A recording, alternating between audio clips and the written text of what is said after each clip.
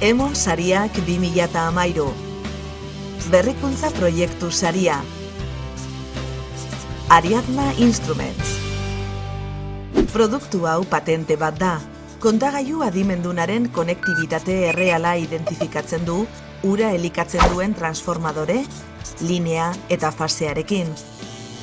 Horrela, elektrizitate operadoreak hainbat arlotako garrantzizko informazioa izango du, kontsumoa, iesak, energia balantzea eta abar.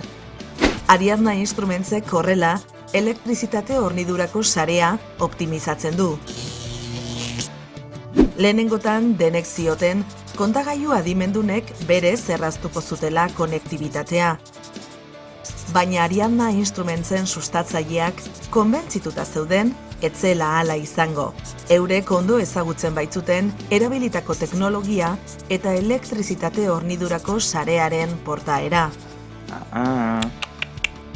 Iberdrolak Ariadnaren proiektua egiaztatu zuen, eta harremanetan jarri zituen kontagailu fabrikatzaileekin. Fabrikatzaileek ez zuten konponbide hura onartu, kontagailu bakoitzaren prezioa 2 euro garestiagoa izango zela eta.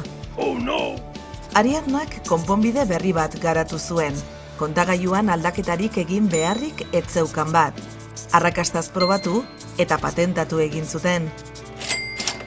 Ariadna Instrumentsek Gorlan taldearekin enpresa berri bat osatu du, Meritronics.